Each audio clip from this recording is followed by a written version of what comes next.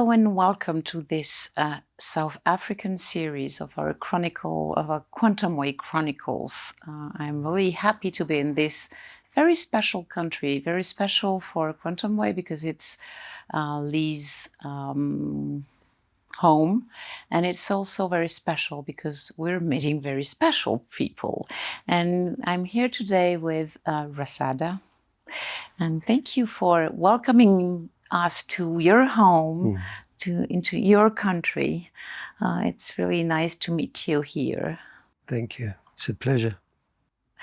Maybe start with, I ask you who you are. What are you? Are you a psychotherapist? Are you a practitioner? And you tell me, yeah, no, I don't really know how to define myself, but you've been trained in many different modalities that we at Quantum Way really care about. And you've been trained with people. We either publish the book or have training. So maybe you can tell us a little bit about what you're doing and your journey on maybe the healing or the trauma healing journey. Sure. So much starts for me with the South African Army. I was sent to the Army. And after that, I needed a lot of healing. So I found meditation in the Army. And along that journey, I found family constellations. And in 2008, I started Somatic Experience training. And between the meditation, constellation, and SE, I found a passion that really works for me. And then this last 8 years, I've been involved with Thomas Hübl studies. So it's like the personal trauma, the family ancestral trauma, and the collective trauma is just a joy for me to kind of work with and understand, and also not an easy journey. I keep falling in my own places to heal, but it's it's what I'm here to do. So you started with your own healing journey, and now you help people heal. And so you have both a private practice, but you also work in a addiction center, recovery center. Yeah. I was doing the Mankind Project. I don't know. It's an interesting project for men. And I met the owner of this drug rehabilitation facility. And he was showing me, because I also have a drug history as a teenager. And he said, you might have stopped substance, but you're still addicted to work, to drama, to love, to sex. Everything still has that sense of addiction. And since then, I've been really once, twice a week in his rehab, experimenting with my own and with beautiful groups of people doing meditation, SE, and constellation work. So here again, you started for yourself. Yeah. And then you ended up helping people. I think that's interesting. I don't think we can help people if we don't go on our own trauma healing and dealing with our past. And so thank you for maybe showing that, because I know many people who are coming to Quantum Way are also going there, coming for their own trauma history, or because they don't know what's happening, and then little by little they get involved and they do some trainings, and it's a bit like what I've done, like going to some trainings and become a therapist. So, and you've also so you've been trained with Peter Levine. You've been an assistant to his trainings also. Just two trainings I went and assisted. Once in New York. I was very gifted. And so, what can you tell us about this? This connection you've had with Peter Levine and with the Somatic Experiencing modalities or approach. Yeah. Wow, it's such a gift. I was gifted to train in Italy and Germany, and the schools are really filled with love. and a lot of deep work. And after I qualified, I went to Switzerland and studied a bit with him. And I've always just had this, I don't know, there's an immense gratitude for what he's brought and how he does it. Yeah. Maybe for people who don't really know what somatic experiencing is, maybe give a little either example or say what it is. I was thinking before, I don't know how you do this, but I was thinking it's a little bit like a magician, like a cheap magician compared to what Mamkanya is doing, you know? You just move attention from here to there, you pendulate, and you find something in between, you know, literally. That's what we're doing in the body, in the mind, and the heart. We're moving from here, stay here, but go there, come back. So it's not making much sense, but when I look at what Mamkanya is doing, then I feel, you know, there's people who do work that it just kind of floors you. How they hold so much and do so much. Yeah? So I always feel a little bit like a student. So Mamkanya, I've interviewed her. I don't know if this interview is before or after. You worked with her. You helped her. You supported her work. How did you get involved into that? What came to me, you know, was this thing of serve or suffer. There's some part of my heart understands to serve. So whether it's with someone, an individual or group, or with Mum, to give back the many blessings I've received, and to get a bigger picture of life. This is really. How did you meet her? I met Mum through another spiritual teacher. Somewhere I've been blessed to meet many teachers, but I was on a journey helping people in the AIDS crisis in the early 2000s, and I met her through a friend of hers. We were running around trying to find bread. You know, they had nothing, absolutely nothing. And then to meet people who, in that crisis, and I'm thinking there's such a crisis, and they're saying, don't worry. They're trying to calm me down because I think there's a crisis. So that's how I met Mum. And that kind of bigger picture that they hold really opens up something, yeah? That somewhere I think sometimes maybe I'll bring that to my clients. So, yeah. I'm sure you do. Yeah. And so your work is also, you combine somatic experiencing. The work of Raja Selvam, you want to talk a little bit about it? Or? Yeah, I don't know, it's like you've got him on your tapes and things. They must really listen to him. But I can just say that he's someone who really is encouraging us to go and stay with the difficult in a way that's changed my life. That it's okay to sit in difficult situations and process them. And he does it with a grace and an ease, and that's really, it's taught me a lot. To stay and to stand with our emotions or feelings. Yeah. And what's happening in the body. What we think we can't bear, then somewhere just to, and I'm with you, or how is it to feel all that? And it's really a question of having someone be with you and hold the space and hold you. And listen. And listen. Yeah. So it feels like there's a lot of people doing this beautiful work, but Raja's really up there in one of the founders or the teachers for me. And so you told me that you're involved in the Pocket Project, which is also a project we support.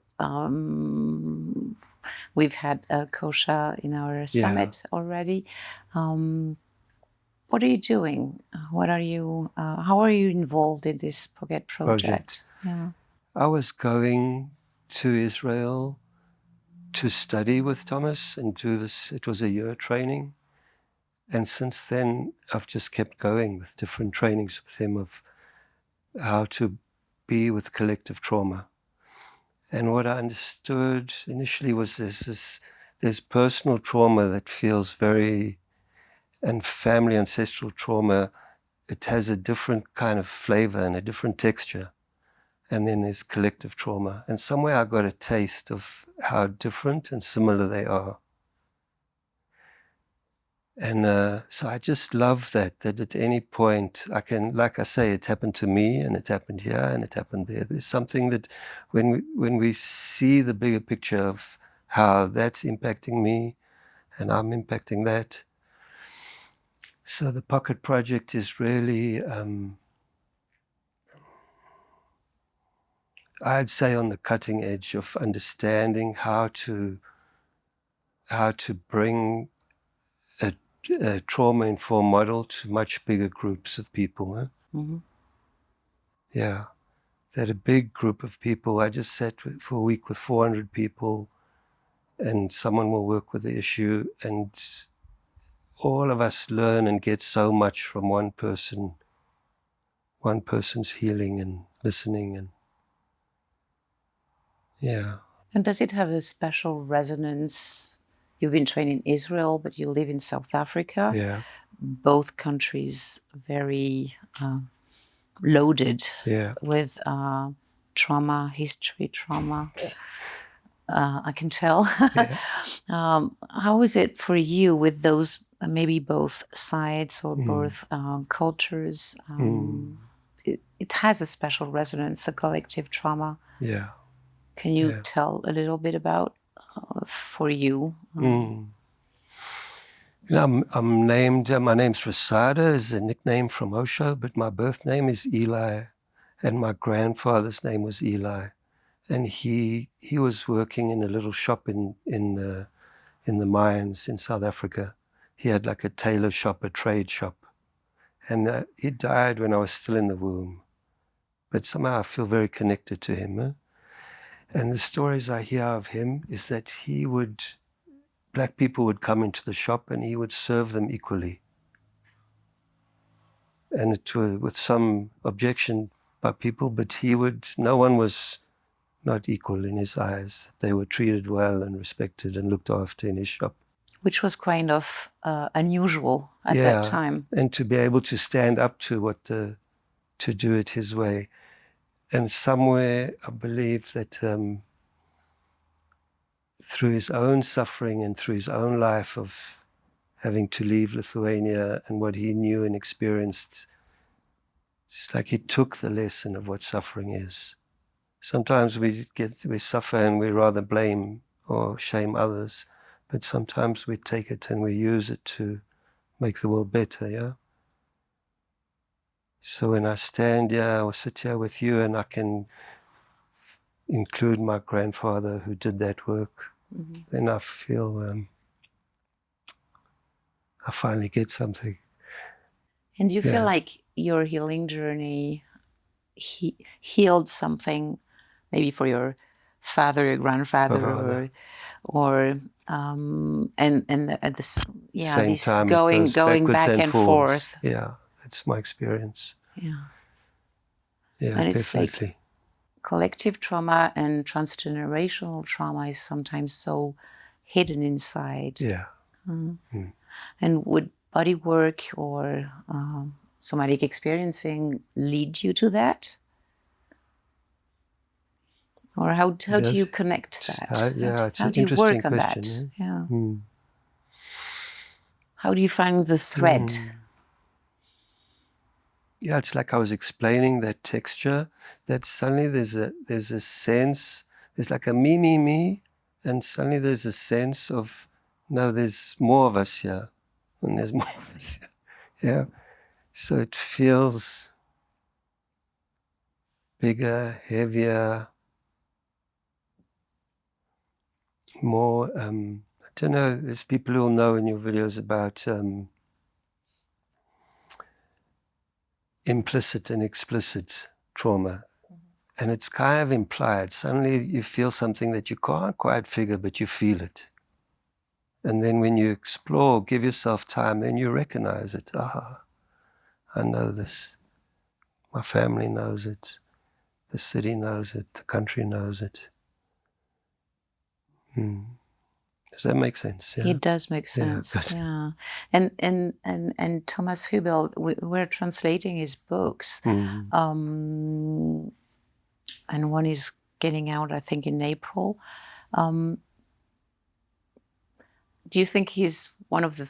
Is it maybe the first time, or the one who really gave a consistent or something really like tangible meaning to collective trauma? I don't think so. I think it's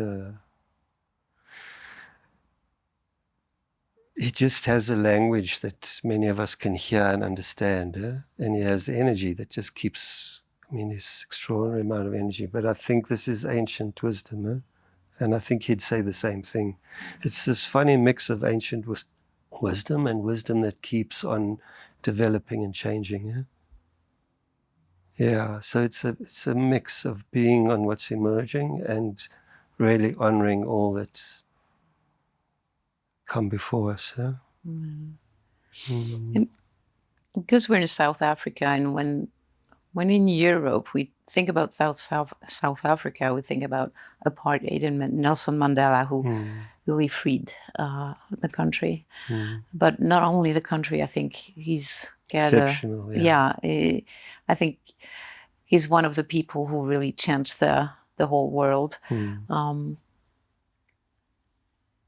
How is it to really be in this country and to maybe still deal with this terrible... It just keeps going. It keeps going. Yeah. Apartheid and like separation. How do we come together? And also, but at the same time, there's been a wonderful work done in South Africa to bring people together and help reconciliation and forgiveness. Maybe you can talk a little about that. So just a few blocks down the road is a house that they turned into a hotel where Gandhi stayed. And a few blocks up the road is where Mandela stayed. And for me, it's like I used to walk there every day, and especially before and after he passed for a long time. So it's like we need to honor and thank these people that showed us something. I think we forget that. In the country, a lot of people are upset with him. And for me, it's like to diss your father, or to put down people in your life that really, he was human, but he did something exceptional. Around the world is known, So why are people upset? There's this, I've been meditating on it a little bit. I think like now with Trump coming, it's like God is the dollar. And there's this grabbing mentality for more dollar, more things. So when I hear the excuses, he didn't give enough. He didn't give enough. It's like that's our God at the moment. But Mandela didn't give enough? Yeah, ask, listen. Okay. So that's what I've heard from people. He didn't give enough, he didn't do enough. But he did a lot that we have to listen and take note and give thanks for. So my sense is we lost, there's some basic thing that's a sentence from Constellation, and I'm sure from Thomas, that adults look after kids and kids respect adults. This is like a core of life. When gravity is working, when the law is working, adults look after kids. And when that happens, kids look after adults. But we're in a society that thing is so fractured and so missing and so very sadly not working, So in all my work, in the work with the rehab, in the work, I'm trying to relight that flame, Yeah. So you have you were born near here, living between Gandhi and Mandela, with a famous dad who also had a a way of big seeing vision, thing, a big vision. Yeah. And do you think it gave you also this special I think I have gaze, to. maybe this special way of seeing people, of seeing the unseen? Yeah. You learned from that. Yeah, I'm sure. Yeah. Gave me something. Yeah. Your legacy. Mm-hmm. His legacy. Yeah. Mm-hmm. Mm. Thank you for saying it so that I can hear it. Yeah. Going back to rehab, you work with that addiction. You worked on your own, but you also now helping people. What helped the most? So how do you what do you bring to this rehab center as Rasada? Yeah. I've got this thing I say that the best drug in town is awareness. The best drug in town is awareness.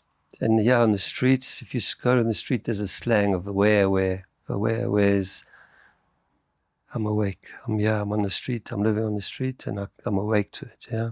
Mm-hmm. And that awareness is what I try and ignite or instill or show different. The drugs point to something, but they point to awareness, yeah? And sometimes people really get that, and it lights a fire, yeah? That's what without it, I keep falling in the same hole, yeah? And with it, hopefully I can do something different, yeah? And somewhere there's this thing of stigmatization in addiction, eh? Yes. And so somewhere I come with a big acceptance of who they are and what they've been through. That Essie and other things teach us so beautifully, yeah? That it's just the nervous system relax. It's trying to do its thing. And that you're more than that. And that takes awareness, yeah? So, Gabor Mate was one of the first who said that the drug is your best friend. yeah. And usually it points to relational trauma, or and I think it's a good, it's a wonderful, mind shift, and taking maybe the stigma out. Out of it, yeah. Yeah. And sitting with the pain, he says he's got this thing of it's not what's the drug, it's what's the pain. And then finding that pain and sitting with it together, and it melts or becomes a little easier. Yeah. One of the modalities that you've been trained and that you really embodied is family constellation. And it had a special maybe resonance with South Africa and with, so can you tell us why? I mean, the history goes that Bert Hellinger was living in Zululand as a priest, and he had a glimpse of how they acknowledged their ancestors. And that sparked something for him to do all his research and come up with a system. But when you work with people, indigenous people who have no knowing of Bert Hellinger or anything, and you go back to family or you name the land, it's such an immediate felt sense of how they need to honor their family, honor their homes, honor where they come from. It's in the genes, it's in the blood. And Bert had these orders of love, these ordering principles of belonging, of place, of exchange, and of time. And somewhere it's really in the culture that when you listen or ask people, it's like I can tell a little story. If you look at Mandela and you see how everyone felt they belong, the world felt like they belong. Yeah? It's just what happened. And not necessarily everyone had a place, but he was saying, we'll find you a place. In South Africa, the hope, the miracle was, yeah, he's going to find us a place. You've got a place. And then there was this thing of exchange. An exchange is basically a give and take, that maybe if you're giving too much or taking too much, on both sides you're responsible. That as you grow up, you have to give, yeah? And Mandela lived that. He was giving, and he was inviting people to give, and he was giving, in my mind. Yeah? And then in time, it's like geography and time, that he was unbelievable with kids. He was unbelievable with the oldest. He would go to a company or a place, and he'd honor the youngest, he'd honor the oldest. So time, that thing of time, and then every country in the world he honored. Yeah, so all 4 of these orders of love he lived. They were in his cells. I don't know how he did it to such an extent that you can feel it when I tell the story. Mm-hmm. And then I don't have to name names, but you can look at any other president, prime minister today, and you don't know if you belong. You don't have a sense of belonging. You don't have a sense of place. The exchange is totally off. Where they're honoring, who they're honoring is... Yeah. So these principles I understand from core kind of values that are somehow in the African culture that were transmitted. And that you find back in family constellations. That are there, that are accessible, that you can teach and feel where they're missing and how to bring them back, yeah. Mm-hmm. Yeah. Okay. Well, thank you. Is there anything you want to share with our French audience around what you've been doing and your journey and your country? Yeah. No, I love that you come and visit. It's really, we need the visitors. And I say that the French culture really invited my father. And I'm very grateful for the way they looked after him and honor him. And so it's a give and take. Yeah. Well, thank you, Rasada. Thank you Thank for you. sharing Thank you. a bit of your story. And hope for the good. Yeah, good, I'm sure. Thank you. Okay.